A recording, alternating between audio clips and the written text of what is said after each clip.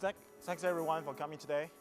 We have this great panel we have speakers from IBM, STINT, Magic Leap, and also RealWear, Microsystems.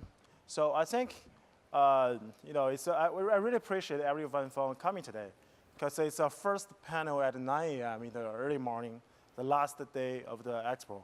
It's really hard for me to get here even. So I really appreciate it. So the topic today is, the topic today is AI in XR. And we will talk about the transition from see what you see to understanding what you see. I think that's a really interesting topic. And also, I think most of the people in this room really understand the XR. That's why you came to this event. I think XR helps us to understand the room, right? The map and the scanning the room to really understand the room. And also AI helps us to understand who and what is in there. So I think that's, integrating them together is really, fun experience, and it really helps the AR, XR, the whole industry to really grow.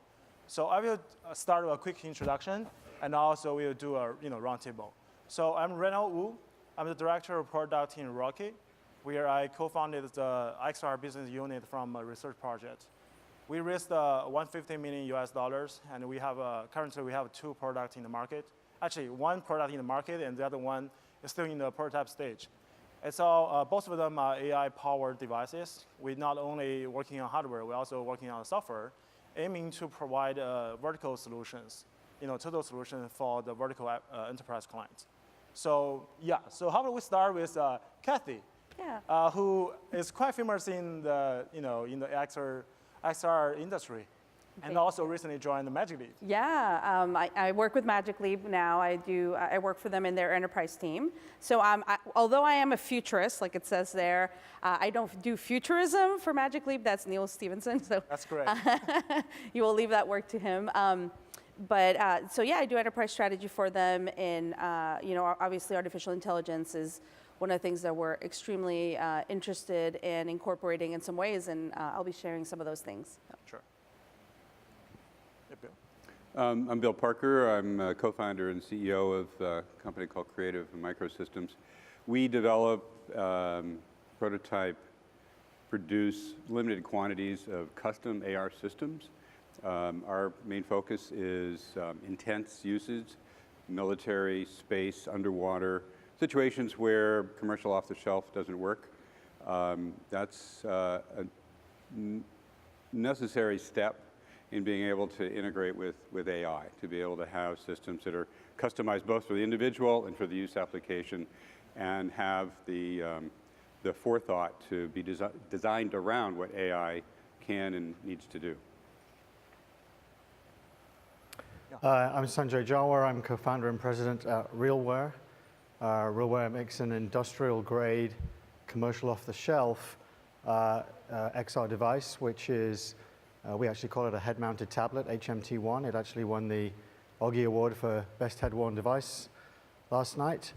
And so our customers are pretty much exclusively large enterprise industrial global companies around the world. And we're very focused on the entire ecosystem from hardware, software, cloud. A lot of the AI and I device is provided by software partners, but we are working on some things of our own that maybe we'll touch on. Yeah. Okay, my name is Latta. I'm a founder and CEO of STINT. It's a think tank dedicated to new technologies. And our main job is to identify prerequisites, what is needed to change everything for new technologies like UBI, like how should the next version of data privacy look like. And beside of this, we are also supporting startups on their way, identifying all of these fancy new things. Right now, concerning XR, we are in ARMedic. It's a German startup that is in palliative care, and we use AR devices for remote support, VR for a bucket list. Another startup that I'm involved into, it's called Advanced Digital Assistants, avatars that are AI improved and can simulate the whole body language, facial expression, stuff like this to do some more magic so far. Sure. Hi, everyone. My name's Anamita Guha, and I am the global product lead over at IBM. My current focus is in the quantum computing team, bringing the quantum computer to the cloud for you guys to access. Previously, I ran the IBM Watson Developer Labs and AR/VR Labs, where my focus was applied AI and how we can take AI and incorporate it into different scenarios. So I worked a lot with the IBM Watson Unity SDK and different things of how we are able to take AI and implement it in XR. So actually, I was surprised actually when we really see here, right? We found out that most of us, if not all of us, are enterprise focused, right? Even Cathy, I thought, originally I thought you were working on the more consumer side, but still in the Mass Leap, right? So, but actually you found it's more enterprise. So actually, I think that's the nature of AI, right? And also, the status of the XR industry, and it's kind of still the enterprise is still the main revenue driver, the growth driver for the whole industry. So before we dive into the AI applications, I really want to set the boundary of discussion today, right? So we're not talking about the general AI or the strong AI, like Skynet, Terminator, or whatever. So we're really talking about the weak AI and also the vertical AI, which really are trained to resolve a specific problem using either deep learning, machine learning, or so on and so forth. So let's talk about that. How about we start with IBM, because IBM has a lot of different AI SDKs and algorithms, and also even vertical solutions. How about we start with you to talk about the best AI applications you are working on, or your favorites, maybe not you're working on, that's also fine. Yeah, so I'd like to kind of start by defining AI, the way I think of it. So when I think of AI, I don't really think of it as artificial intelligence, I think of it as augmented intelligence. So the AI is there to kind of augment what you're doing already to make whatever your product is, your services, offering is, to be more efficient, more effective. So with that in mind, I think simple consumer AI applications that really take what we're doing day to day and make it more impactful are things like visual recognition when you're traveling and you're converting menus or signs. That's very, very simple, but it's very quick to help understand what's happening. And then all the way to like voice assistance, I think is a very good example as well. So any form of like Alexa, Google Home, where you're able to talk to it and also have it respond and do something easy for you, whether it could be setting an alarm or helping you plan out a trip. Sure. Well, So Jay, you want? sorry. I agree that it's not artificial intelligence, but I even would think that it's not either intelligence at all. Everything that we name AI right now is nothing more than fancy statistics. Statistical models, it's some kind of decision trees, stuff like this. Everything out of this is based on 30 years old mathematics. All of these algorithms we are using are 30 years old. Take deep learning. It's a theory or the understanding of the brain from the 1960s. So all of this has nothing to do with real intelligence. We even don't know what is intelligence, right? So my interpretation is that, augmentation, of course. It's a tool that helps us to understand the complexity of our world, because you have to split it up into small slices to make it understandable for the machine. And this can help you to interpret it, to find connections. So this is the main superpower of AI. Now, our AI. So actually, that's a great point, right? So Sanjay, your product or solution is quite vertical. It's really dedicated for the vertical solutions, right? So what's your thought about the AI? In the old time we call it expert system and so on, right? So how do you think AI could help your customer to resolve the problem? Yes, so you're right. We focus on industrial verticals, different industries like construction or manufacturing or oil and gas or energy and utilities or wind power, many others, automotive. And so what's interesting about that is our type of user is dealing with technical information. And we see the role of AI in improving the user interface, particularly in a challenging environment with harsh conditions. And a lot of what we do is on the voice side there with a voice-based user interface that's very robust and high noise.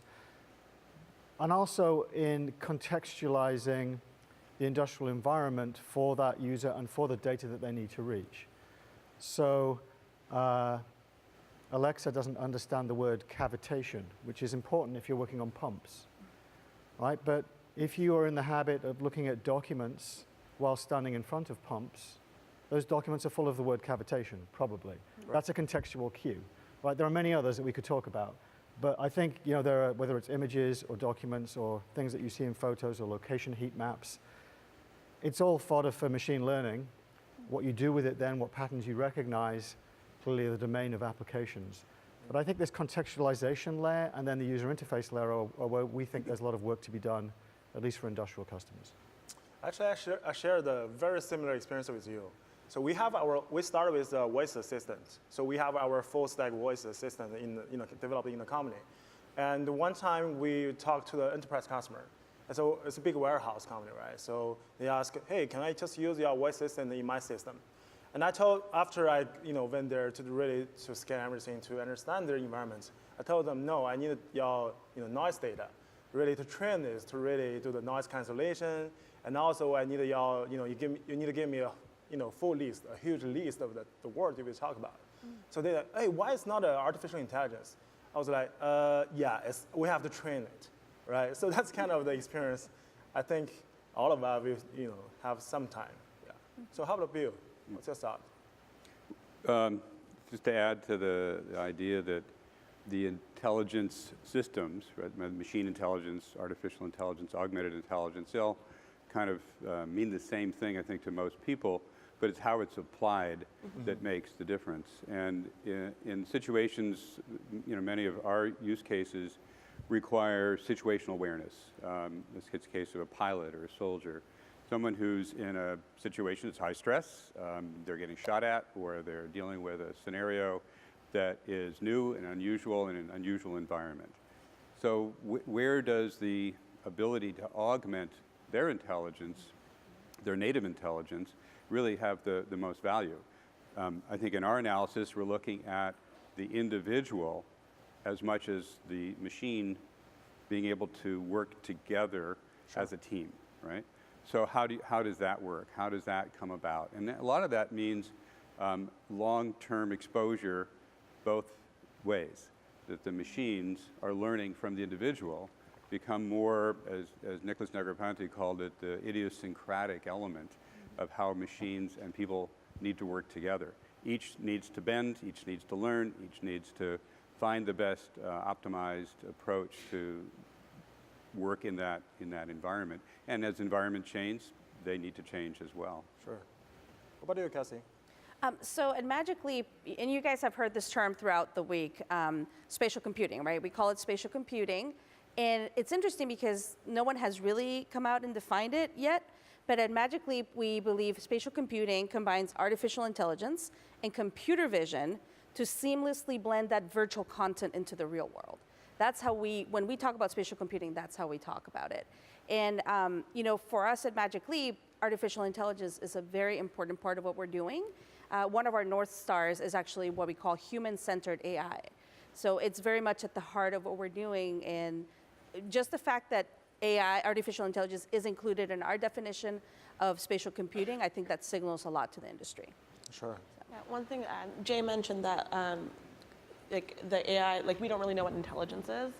And there's a lot of studies that define intelligence, and there's one that a lot of people think of as there's 7 or 9 types of intelligence. There's musical intelligence, there's IQ to be like book intelligence, there's EQ for emotional intelligence, but there's also spatial intelligence. Yeah. Right. So awareness of what's around you, and that's different from kinesthetic intelligence. And I think the XR space is very well positioned to kind of tap into that form of intelligence and see how different technologies and the data we gather can amplify and make what we're doing, again, better and more effective. Sure. Yeah, so, even I think even I set a little boundary on the AI discussion today, but still, everyone really have a different understanding of artificial intelligence, or combine them artificial intelligence. So how about we just, I don't want really this topic to go really, spread out. How about we just talk about, let's define AI, kind of a smart system that are trained to help to resolve a specific system, problem. How about just define like this, so we can keep the discussion, but not, explain the fundamental, terminology. I don't want, everyone in this room to really learn some academic stuff, right? So I would just talk about real use cases, right? Sanjay, do you want to talk about some AI use cases in XR industry, right? Especially, we are all working in the XR industry right now. So what's a real AI applications that helping your customers right now? Yeah, so a lot of what our end users and customers are interested in is maintenance and inspection and repair of equipment. And there's so many use cases for AI in that world. Generally, what we're doing is helping a skilled technical employee be more productive or more accurate in working with some complex piece of equipment.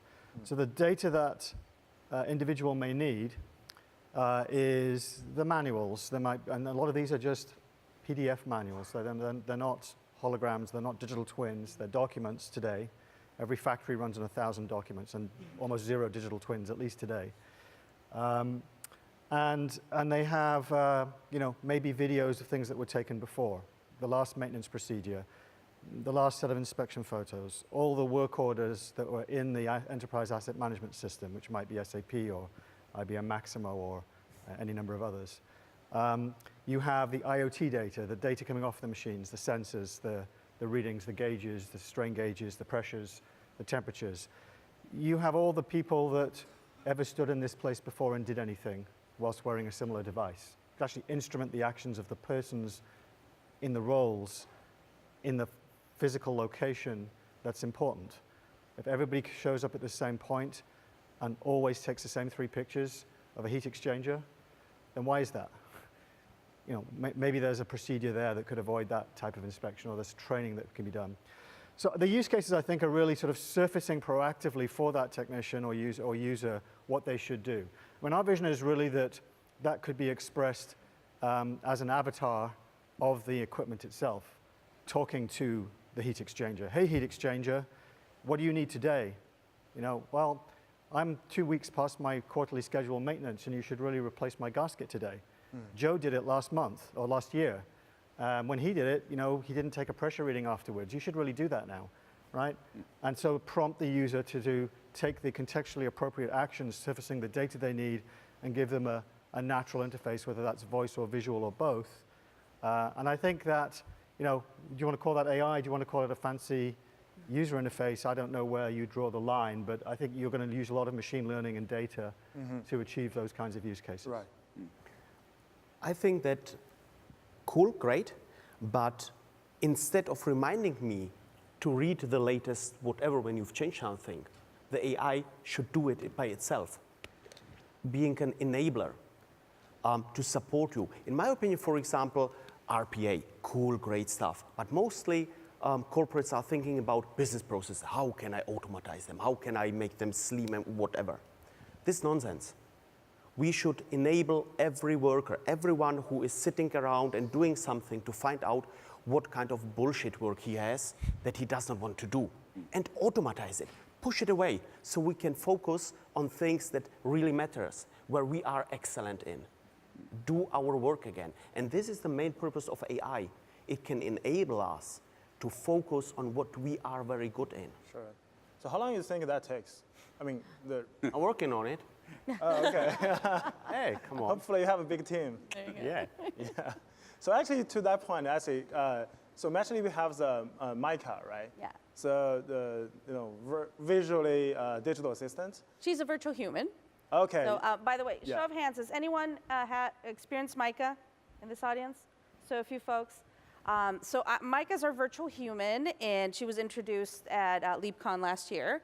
The team at Culver City with John Manos is really they're the experts in creating Mica and everything. And just to explain who she is or what she is, she's our virtual human, and we've been taking her to a few trade shows. So she did GDC, so I'm sure some of you guys were at GDC and experienced her. We just did SAP Sapphire, which is an enterprise show. And basically, you would put the Magic Leap 1 on, and you'd see her sitting in front of you, in front of a table. And right now, she doesn't talk because she's learning. So it's all like physical cues. So for me, the astonishing thing was when I put the headset on and I looked at her and she smiled at me, I would smile back. And it was the first time I felt like, she was making eye contact. It felt very natural, very human-centered. So when she would look at me, and smile, I would smile back. I've seen people also that when she yawns, she yawns back. And through this whole experience, you're interacting with her, and she kind of builds a collage with you, a collaborative collage. And she's learning, she's learning as she goes. And it's just been a really interesting thing to see that evolve and see her start to grow and learn more and more. And, what we see Mica being is more kind of a companion, an enabler in some ways, not so much the digital assistant, although we are, digital assistants are part of what we're gonna do. We call them IAs. So it's just a really interesting thing. And actually there was just a study out of Stanford that talked about, how people interact with these virtual humans. And it kept saying that, when you put the headset on, you see the virtual human sitting, you actually will not sit in that chair. Yeah. Eventually, because you in your mind, that person's sitting there. Even when you take the headset off, you're like, oh, that, Mica was sitting there.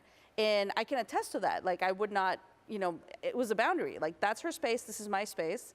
And so it's really interesting from that point of view to see how, as humans, we're gonna interact with these virtual humans or this embodiments of what, artificial intelligence potentially could be.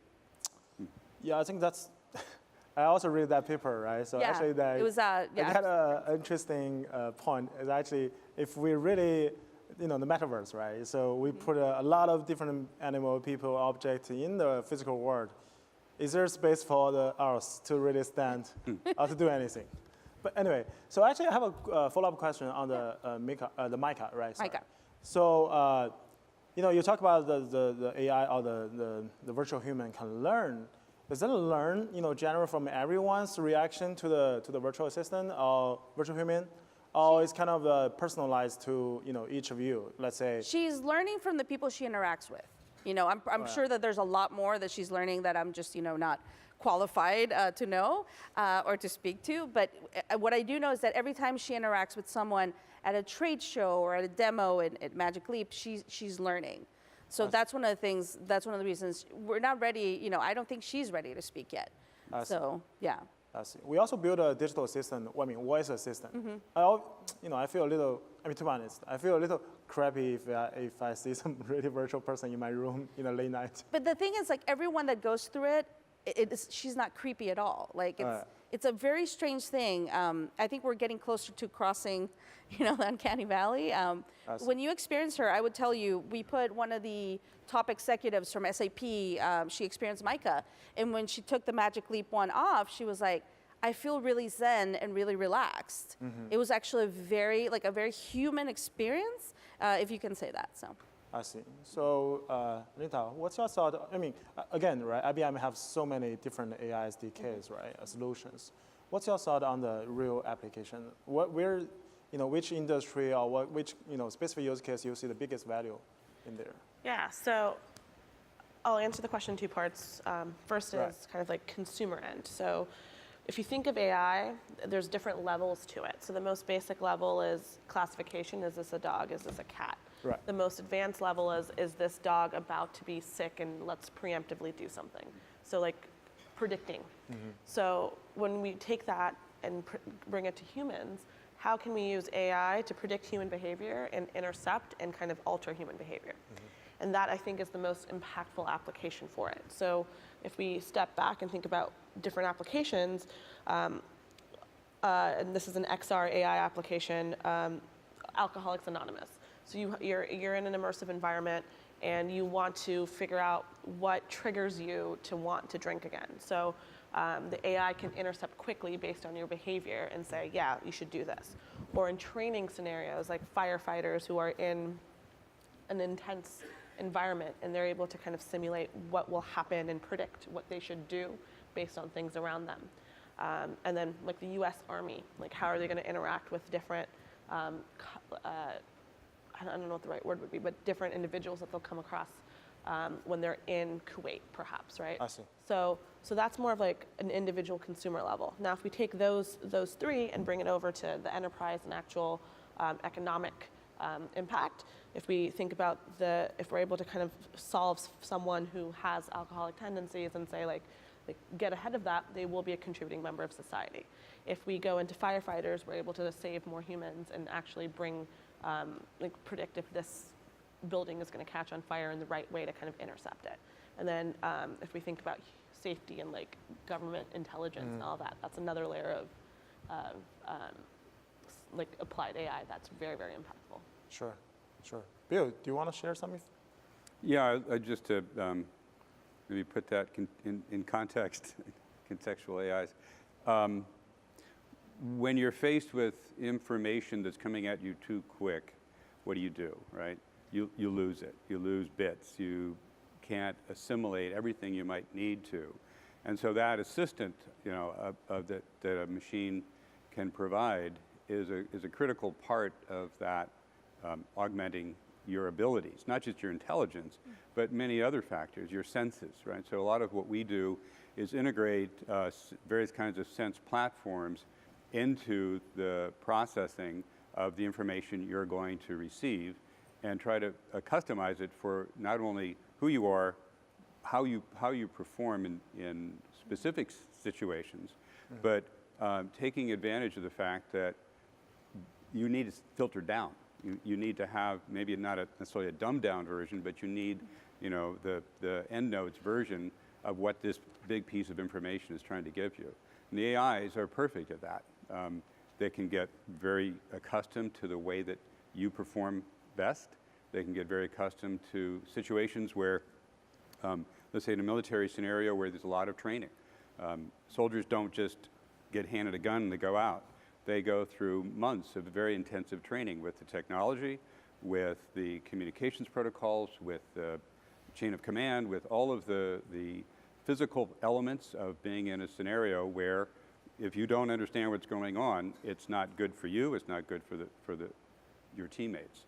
Sure. So learning at another level is how I would put that. One of the things that I worked on very early in my career was trying to understand, where are the many generations of computation taking us? Where will machines go?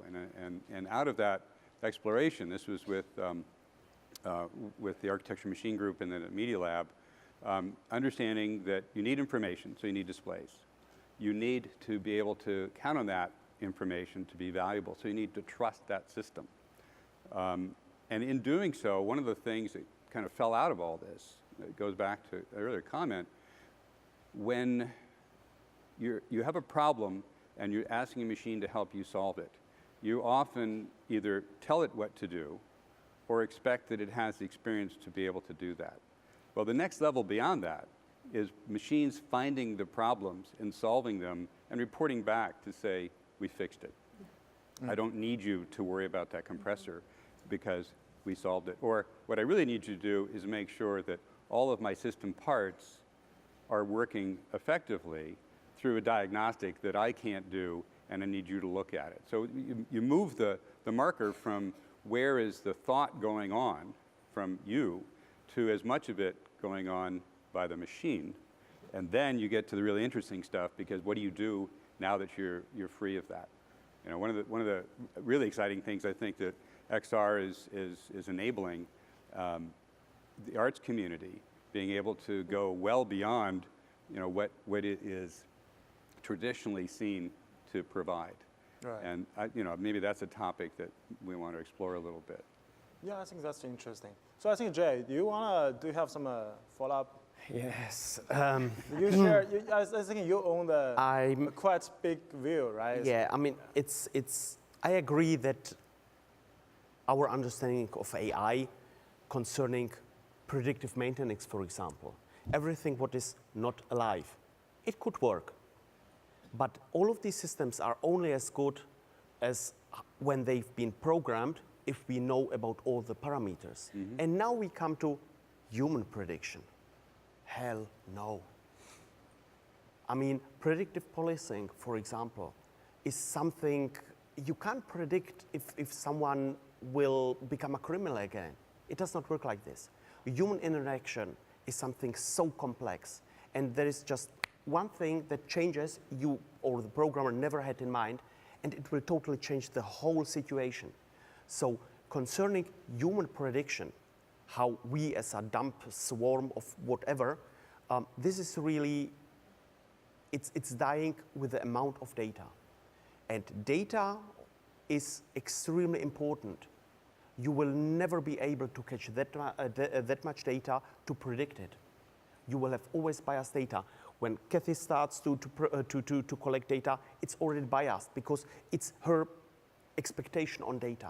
You will collect data in a different way. Hey, I will collect, in a different way. So you could, of course, try to fight it to put all of the data inside. Will not work like this. Shit in, shit out. From a decent point on, you can make a correlation between, I don't know, shoe size and sexual attraction, whatever. No. Machines, everything what is dead, yes, of course, I'm in. Everything what is alive, would be skeptical. It's real, it needs to be, we need to be mindful. And here comes XR, for example, into this.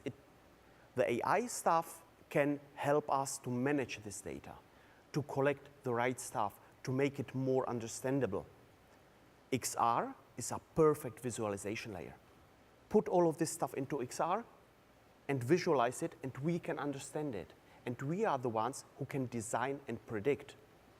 When you are in a situation, you will, by your experience, decide, I like you, so I trust you, or creepy, don't follow it. A machine would be logic and would say, male, salary is okay. That it's a fraud is the gut feeling. Yeah. You can't simulate it. Talking about the criminal prediction, I think I used to watch a movie that they have a machine to predict, who could be the criminal, and the police just arrest them, right, before any action. I think that's I can't really imagine how the world will be if that's the case.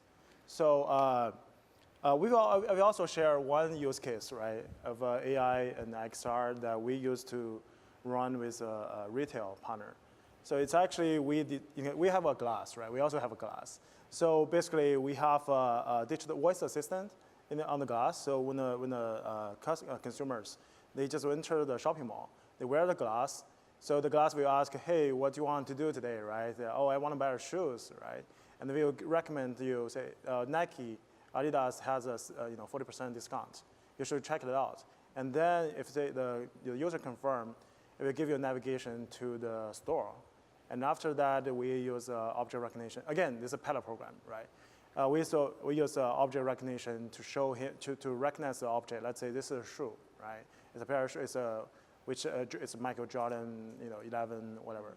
And after that, the interesting part of this is actually, I think the traditional UI, right, the user interaction, the cell phone display, is actually give you all the information that we want to, right? And you have to select the one you need. But actually, we want to give you the right information. So we show the very basic information or the necessary information, and ask the user to ask. Say, you can ask what you want, right? And he can say, hey, is there a yellow color? Is there a size 11, or so on and so forth. So actually, that one we get some very positive feedback. But again, we didn't fully roll out that yet. But I think that's interesting research, on the AI and XR, right? So yeah. Sure. Sorry. One of my startups has developed a kind of avatar with effective computing. So this avatar knows what you are watching or what you are searching on the TV screen or on the computer. So with the camera, it can see if you like it or not. So it's a kind of recommendation engine. It can guide you through all of this. But prediction, again, it would be horrible if the thing starts to buy the stuff by itself because it thinks you need new shoes. Yeah. I don't think high heels would fit you. So I don't know if I agree with that completely. My favorite AI is the one that provides me with my coffee without me having to order it. It shows up 2 days before I need it, and it's exactly the mix of flavors that not only I'm going to use, but everyone in my household is. So is that, that's just good merchandising, or is that actually thinking about my needs and dealing with them without me having to lift a finger? It just happens. I mean, that to me is kind of magical. To launch off that a little bit, will we find the day when we don't understand how the machine got to the point that it's doing what it's doing because it's self-programming, right? So that's been a theme for a long time in AIs. And with the computing power that's there, particularly if you start looking at quantum computing, it won't be long before the machines are going to be smarter than us. And we need to deal with that and face the fact that they're not living, breathing, soft, squishy things. They're probably in some giant server farm, all connected up to the high-speed networks that get us the information, extract information from us, process it, and deliver it to us without necessarily us having any control over that. And so, that is one of the other questions that is quite critical in understanding how in an XR world, the information that you're getting is been filtered in a way that is useful to you, making sure that it isn't going to end up causing more confusion than help, and how do you give feedback to a system where you don't really know how it's working? Sorry. First, congratulations to your coffee machine. I would love to have it would save my day. But this is a closed system. It learns you can do that with a 555 timer, by the way, a little IC that I used in college in 1987. You don't need AI to time your coffee in the morning. I mean, just to No, I'm talking about something ordering in the there. coffee, about the right coffee showing up Yeah. at the right time. Yeah. I mean, it's a closed system. It learns what you need. I mean, I have Yeah. my smart mirror. I have a smart light bulb that projects information. So when I'm in the kitchen, it shows me, great, cool. Of course, it learns, but it's nothing so complex. When you are talking about these systems where you don't understand what they are doing, as first, the question is, do I really need to know every time how it came to this decision? Some kind of regular, whatever what my watch is doing, I don't care. There are some things where we think or we expect that this uncontrollable whatever should explain us what it's doing. Why?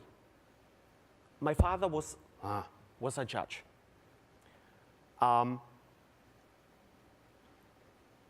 In a court, these kind of decisions are mostly by, do I like him? Have I experienced a situation like this before? What does it remind me on? To be honest. All of this paperwork, how he came to decide and whatever, is nonsense. It's just a ratification of explanation how he came into this. So here we are trusting someone who, because he's human, he made a decision and it's, yes, of course. And in my opinion, a logical system would be a better judge, would be a better politician, because it would not be interested into, sorry, I'm in the US, how to make a deal. It will be interested into facts, hard facts. What do I need? How should it look like? And concerning this computer one day, whatever, I don't think that in my lifetime I will experience a general AI, because we just started to understand how the human brain works on the electrical level. Machine learning, deep learning, all of this. But there are several other levels, like the chemical level. During 10 years, it will change your programming totally.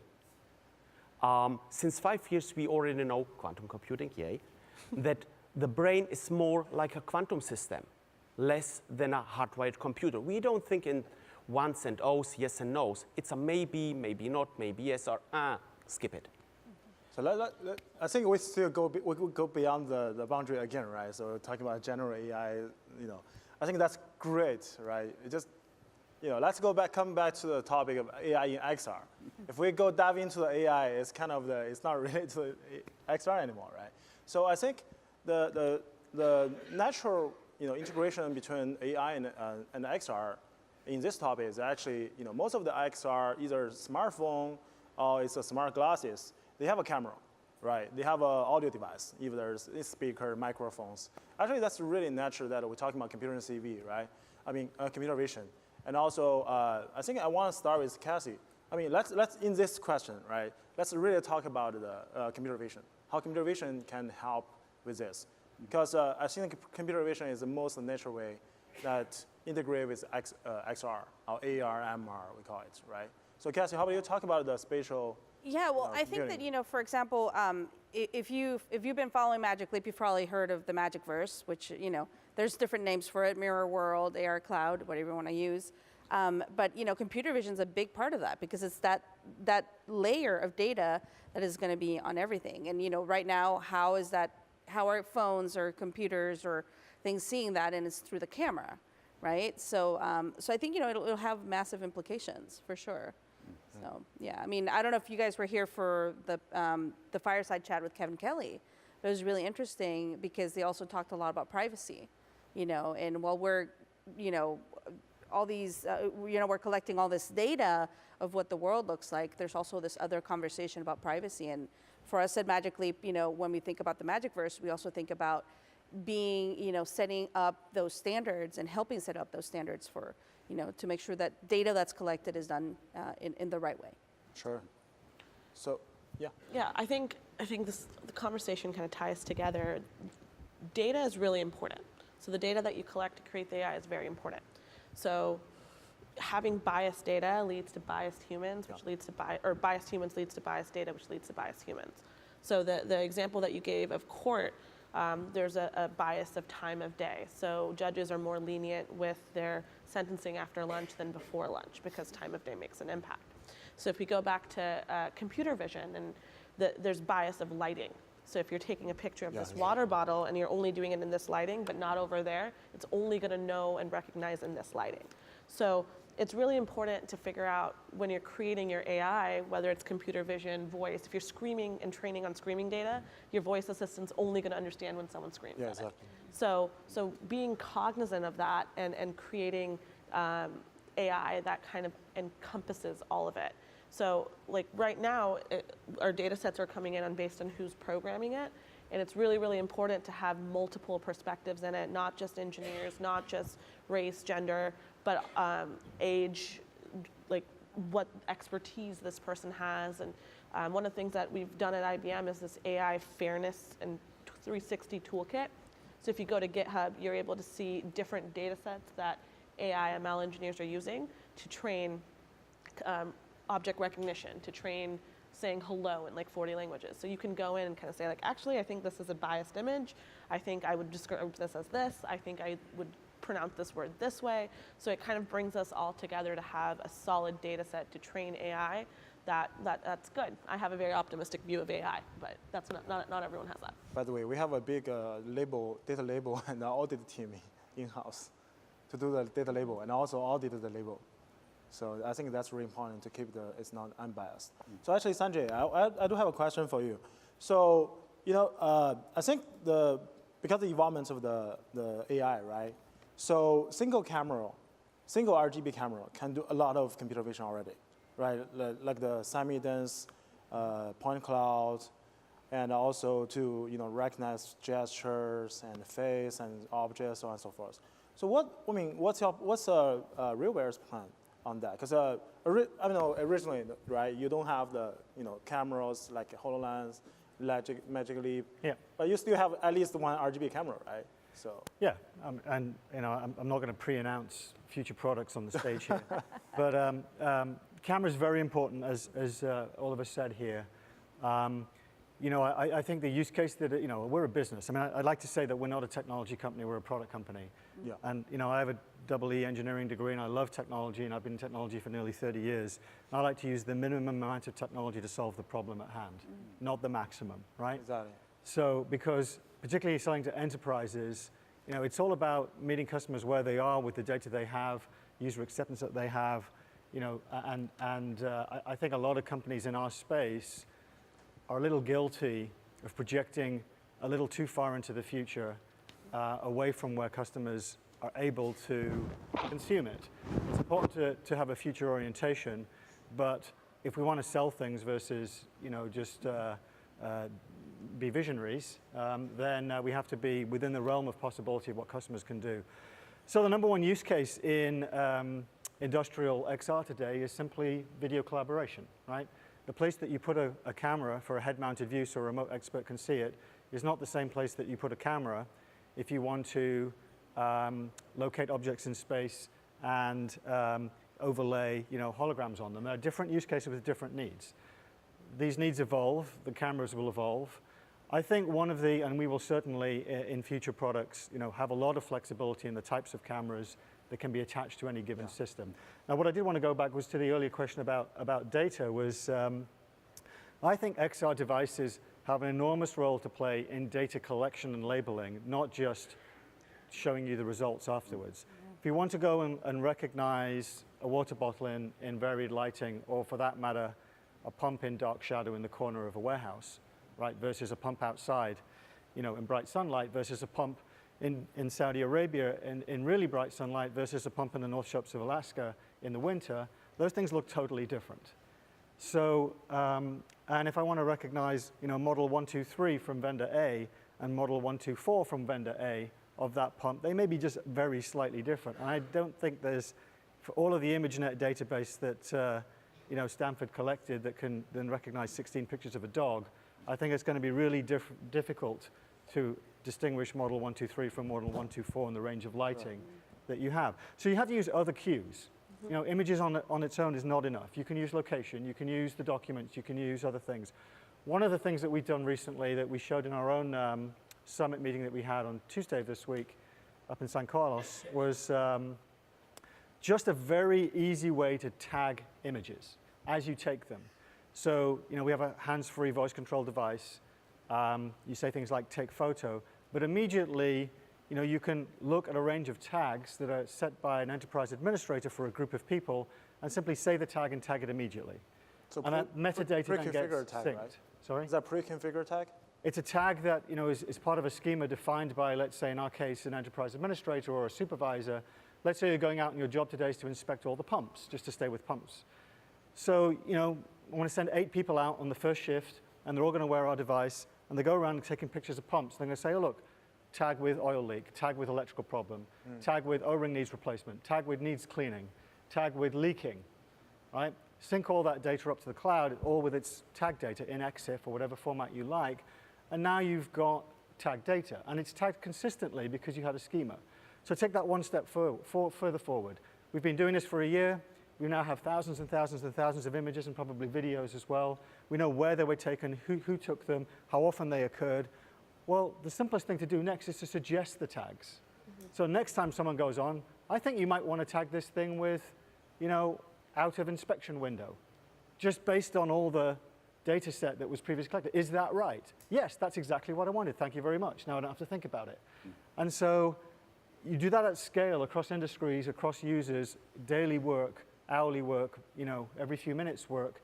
You create a very powerful data set. Now when I want to recognize a pump in different lighting, I've got a pretty good chance that I've got a well-tagged data set that will help me do that with lots of cues around it that aren't just the pixels, there are other things as well. Location, direction, noise level. Hey, I'm not sure if this is a pump or not, but it's in a place that it sounds just like a pump. So maybe it's a pump and not something else, right? XR has a huge role to play in the collection and tagging of data, in my view.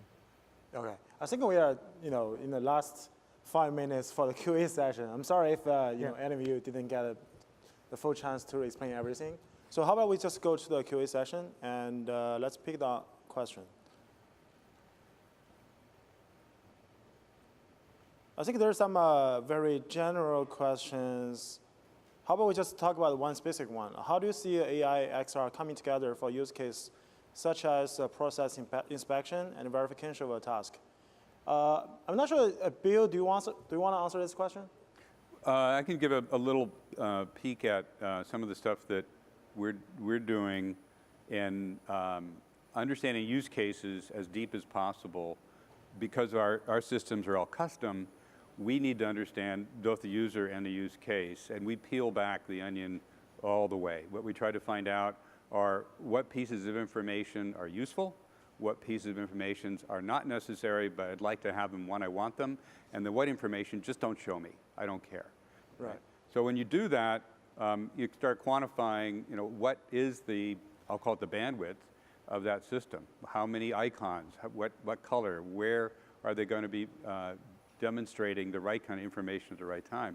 So when the AI gets involved, from a military perspective, it's identifying something. Is it a target? Is it not a target? If it is a target, what kind of target is it? Is it something I can ignore? Move on. Next one.